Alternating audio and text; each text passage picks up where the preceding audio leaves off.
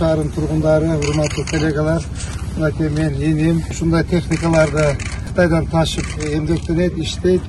Ушу Ош шаарыбыздын тазалык үчүн бизди мэрияга мына белек кылып атат. Чоң рахмат, Алла разы болсун. Ишиңизге ийгилик каалайм. Анда сразу ачкычты эмеге тапшырып, тазалыкка тапшырып коеюн. Куттуктайм.